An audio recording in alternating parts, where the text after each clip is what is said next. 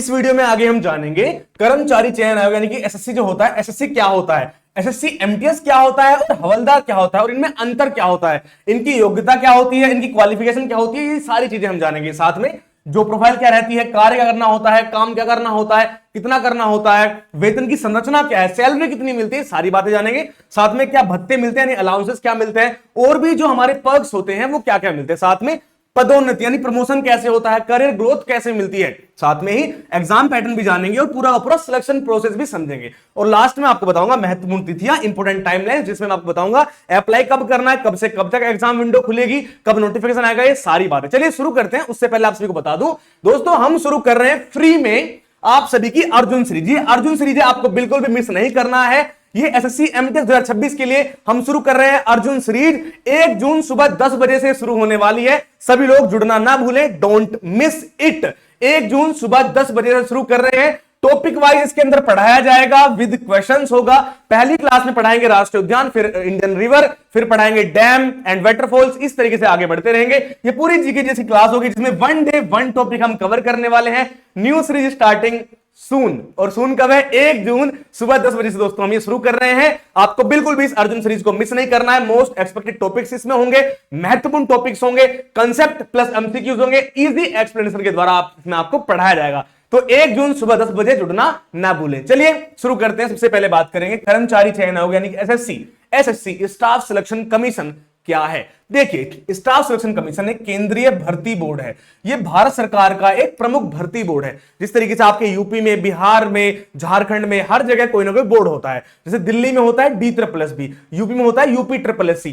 इसी तरीके से सेंट्रल लेवल में केंद्रीय भर्ती बोर्ड के लिए होता है एसएससी, स्टाफ सिलेक्शन कमीशन, कर्मचारी चयन आयोग। अब ये इसका मुख्य काम क्या होता है? इसका मुख्य काम होता है दोस्तों ग्रुप बी और ग्रुप सी की जो अराजपत्रित भर्ती होती है, पद होती है, उन सभी पदों के लिए कर्मचारियों का चयन करना इसका काम होता है। नियुक्तियां कहां मिलती है? भारत सरकार के विभिन्न मंत्रालयों, विभागों और अधीनस्थ कार्यालयों में आपको सीधी भर्ती मिलती है।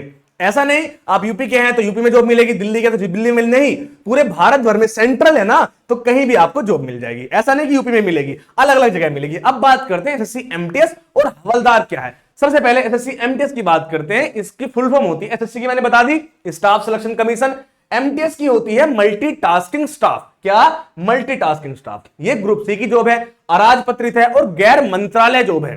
ठीक है जी, नॉन मिनिस्ट्रियल जॉब है। ये एक डेस्क ऑफिस सपोर्ट वाली जॉब है और इसकी एज लिमिट होती है 18 से 25 साल जनरल वालों के लिए। एससी एसटी को 5 साल की छूट मिलती है, ओबीसी को 3 साल की छूट मिलती है और 10 साल अलग मिलती है अगर आप पीडब्ल्यूबीडी यानी विकलांग हैं तो। न्यूनतम योग्यता क्या होती है? चाहे आप एमटीएस हो चाहे हवलदार हो, दोनों के लिए 10वीं पास मिलती है। और जो एसएससी एमटीएस की जॉब होती है वो मिलकर आती है। एसएससी एमटीएस एवं हवलदार उसका असली नाम होता है। उसमें एसएससी एमटीएस भी आता है और हवलदार भी आता है। तो सीबीआईसी सीमा शुल्क और सीबीएन नारकोटिक्स, इन सब में ग्रुप सी के जो पद होते हैं उन्हें हम बोलते हैं एसएससी हवलदार। और ये एक वर्दी वाली यूनिफॉर्म जॉब होती है। ये एक क्लर्क टाइप जैसी जॉब मान लो, जिसमें आपको डेस्क ऑफिस वाला काम करना पड़ेगा, लेकिन ये एक हवलदार की जॉब है।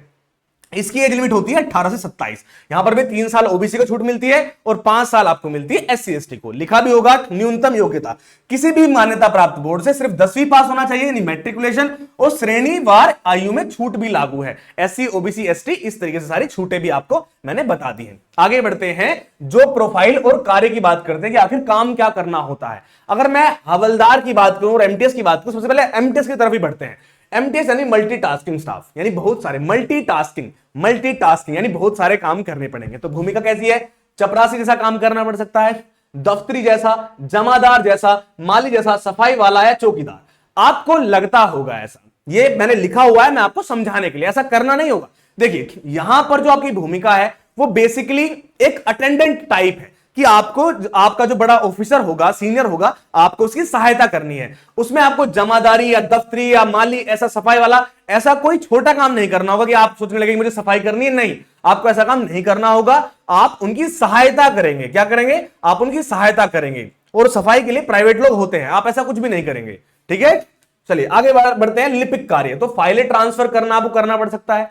फोटोकॉपी कराना कि फैक्स करना, आपके सीनियर बोलेंगे कि जा फोटोकॉपी करवा के लेकर आओ, तो आप इस रूम से उस रूम में जाओगे और वहां से करवा के लेकर आओगे। फिर फैक्स करना और डायरी का प्रेषण करना, मतलब डायरी कहां पर कैसे सेट है, कौन सी डायरी कहां पर रखी है, वो डायरी वहां से लेकर आकर यहां रखनी है। और अगर बात करें ये जो लिखा हुआ है, तो देखिए ऐसा लिखा तो होता है, पर लेकिन इसका मतलब ये नहीं कि अगर आपके सर के आपके सीनियर के ऑफिस में कहीं पार्ले जी का बिस्किट का पैकेट पड़ा है तो वो आपको उठाना होगा। नहीं, आपको नहीं उठाना है। जो भी वहां पर सफाई वाला होगा आप उसे बोल दोगे कि भैया सर के ऑफिस गंदा हो रहा है, आप जाकर उसे सही कर दो, तो बस वो सही हो जाएगा। आपका काम है रख रखाव करना। रख रखाव करना मतलब करवाना या करना, इस तरीके समझो। रख रखाव की बात करें तो रिकॉर्ड मेंटेन करना और ऑफिस की साफ सफाई को सुनिश्चित करना, यानी कि साफ सफाई करवाना।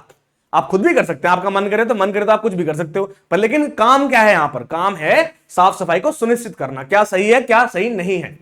दैनिक कार्य, डेली वेज काम क्या करना पड़ेगा? तो जो आपके वरिष्ठ अधिकारी होंगे उनको दिन प्रतिदिन के कार्यालय के काम में सहायता करना। मैंने बोला ना अटेंडेंट जैसा काम होगा यहां पर एमटीएस में। अब बात करते हैं हवलदार की। आखिर हवलदार में क्या काम है? ये पोस्ट सीबीआईसी और सीबीएन की निकलती है, जिसमें आपका काम होता है सिक्योरिटी, भवन और कार्यालय परिसर की निगरानी करना, गार्ड की ड्यूटी करना, या फिर अगर कहीं जाना है आपके सीनियर को तो अपने सीनियर के साथ चले जाना उनकी सिक्योरिटी के लिए। ऐसे सहायता की बात करें तो छापों या रेड और निरीक्षणों के दौरान वरिष्ठ अधिकारियों की मदद करना, जैसे मैंने बताया। वर्दी की बात करूं तो ड्यूटी के समय वर्दी यूनिफॉर्म पहनना अनिवार्य होगा, जैसे पुलिस वाले पहनते हैं उसी तरीके से। अगर मैं सैलरी स्ट्रक्चर की बात करूं, सैलरी कितनी मिलेगी, तो वेतन स्तर लेवल 1 की जॉब है और 7वें वेतन आयोग की हम बात करते हैं तो मूल वेतन है बेसिक पे 18,000 रुपए।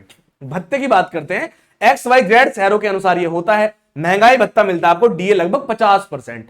आपका जो मकान किराया भत्ता होता है HRA वो भी आपको मिलता है। परिवहन भत्ता यानी ट्रांसपोर्ट अलाउंस भी आपको मिलता है। इन हैंड जो आपकी सैलरी बनेगी वो लगभग 25,000 रुपए से लेकर 31,000 प्लस बनेगी पहले महीने, और अब जब 8वां वेतन आयोग हो जाएगा तो उसके साथ आपको मिलेगी। और पोस्टिंग जो है वो लोकेशन पर निर्भर करती है और उसी के अनुसार आपका XYZ शहर के अनुसार ही आपको सैलरी मिलती है। सैलरी 31,000 से कम भी हो सकती है और ज्यादा भी हो सकती है, उसके अनुसार आपको पोस्टिंग कहां पर मिली है। दिल्ली में मिलेगी सैलरी ज्यादा मिलेगी, और कहीं यूपी के छोटे शहर में मिलेगी तो कम मिलेगी। आगे बात करते हैं भत्ते और अन्य लाभ। सैलरी के अलावा क्या मिलेगा? तो नौकरी की सुरक्षा मिलेगी 100%, केंद्र सरकार की स्थायी नौकरी मिलेगी, पेंशन योजना मिलेगी, एनपीएस मिलेगी, सीजीएचएस मिलेगा, ग्रुप सी की सरकारी कर्मचारी की जॉब है, और शिक्षा भत्ता मिलेगा। बच्चों की पढ़ाई के लिए 2250 रुपए प्रति माह मिलेगा और अधिकतम 2 बच्चों के लिए मिलेगा। यात्रा की बात करें तो होम टाउन या पूरे भारत में यात्रा के लिए भत्ते मिलेंगे।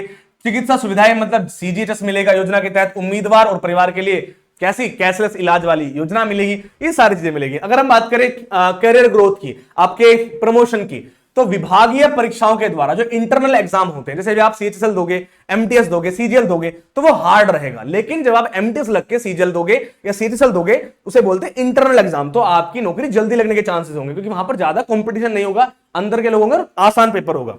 तो आप मल्टीटास्किंग स्टाफ की जॉब पे लगोगे, एंट्री करोगे, फिर 3 साल बाद एक परीक्षा दोगे और आप पहुंच जाओगे एलडीसी में, लोअर डिवीजन क्लर्क। फिर 5 से 6 साल बाद आप फिर एक पेपर दोगे जिसमें आप बन जाओगे अपर डिवीजन क्लर्क, और फिर उसके बाद आपको सीनियर स्तर पर सेक्शन ऑफिसर यानी कि आपका अनुभाग अधिकारी बना दिया जाएगा। तो इस तरीके से आपका प्रमोशन होगा। बात करते हैं एग्जाम पैटर्न और सिलेक्शन प्रोसेस की। यहां पर एक सीबीटी पेपर होगा जो कि एक बार ही होगा, जिसमें सीबीटी पेपर यानी कि कंप्यूटर आधारित पेपर होगा, कंप्यूटर बेस्ड टेस्ट होगा। वो दोनों पदों के लिए है, आप चाहे आपका एमटीएस हो चाहे आपका हवलदार हो। इसमें 2 सेशन में पेपर होगा, सेशन 1 और सेशन 2। पहले सेशन 1 की बात करते हैं। सेशन 1 में आपका मैथ आएगा 20 नंबर का और रीजनिंग आएगी 20 नंबर की। इसमें कोई निगेटिव मार्किंग नहीं होगी, बिना डर के प्रयास करना है। कोई निगेटिव मार्किंग नहीं, कोई मेरिट नहीं, बस क्वालिफाइंग है, बस आपको इसको पास करना है। उसके बाद सेशन 2 होगा, इसको भी 45 मिनट मिलेगी और इसके लिए भी 45 मिनट मिलेगी। यहां पर सेशन 2 में मेरिट यहीं से लगेगी, यही है मेरिट किंग, मेरिट डिसाइडर, और जनरल अवेयरनेस के 25 क्वेश्चन आएंगे और अंग्रेजी के 25 क्वेश्चन आएंगे। निगेटिव मार्किंग है, हर गलत उत्तर पर 1 अंक आपका काट लिया जाएगा। दोस्तों साथ में ही केवल हवलदार पद के लिए ही, एमटीएस वालों का तो बस इतना ही काम था, एमटीएस वालों को इतना काम था, बस खत्म, सीधा सिलेक्शन। हवलदार वालों को ये तो देना ही पड़ेगा, साथ में उसके बाद चरण 2 पीईटी पीएसटी भी देना होगा, जिसमें शारीरिक दक्षता परीक्षा होगी यानी पीईटी, पैदल चलना होगा 15 मिनट में 1600 मीटर और महिलाओं को 20 मिनट में 1 किलोमीटर, और आपका पीएसटी भी होगा जिसमें ऊंचाई और छाती का माप होगा। ये सिर्फ लड़कों के लिए होगा। कौन सा? छाती का माप। वजन नपेगा लड़कियों का और ऊंचाई मापी जाएगी लड़कियों की, ठीक है। आगे बात करते हैं महत्वपूर्ण तिथियां, कैलेंडर मार्क कर लें, आप इसको ध्यान से धर लें। 30 जून को आपका नोटिफिकेशन आने वाला है और उस दिन से आपके फॉर्म फिलअप भी शुरू हो जाएंगे। फिर आपके 31 जुलाई 2026 तक आपके फॉर्म फिलअप चलेंगे और फिर 2 से 4 दिन के लिए करेक्शन विंडो ओपन होगी, जहां पर आप अपने जो भी दिक्कत होती है आपके एग्जाम फॉर्म में आप उसको करेक्ट भी करवा सकते हैं। फिर सितंबर से लेकर नवंबर के बीच, सितंबर अक्टूबर नवंबर में आपका सीबीटी बेस्ड पेपर होगा और आपकी बल्ले बल्ले हो जाएगी। सलाह आपके लिए सिर्फ यही रहेगी, अंतिम समय में सर्वर की समस्याओं से बचने के लिए फॉर्म जल्द से जल्द ही आवेदन कर दे। और अगर किसी को नहीं पता है बता दूं, Arjun series specially for SSC MTS 2026 आ रही है यूट्यूब पर, नई सीरीज एसएससी के लिए आ रही है, एसएससी एमटीएस के लिए आ रही है और किसी भी प्रतियोगी परीक्षा के लिए भी आप इसे कर सकते हैं। 1 जून सुबह 10 बजे से ये लाइव होने वाली है, शुरू हो रही है हमारे सिलेक्शन विलेज यूट्यूब चैनल के ऊपर सुबह 10 बजे 1 जून से। तो आप जुड़ना ना भूलें। टॉपिक वाइज इसके अंदर आपको पढ़ाया जाएगा विद क्वेश्चंस, एसएससी एमटीएस के लिए होगी।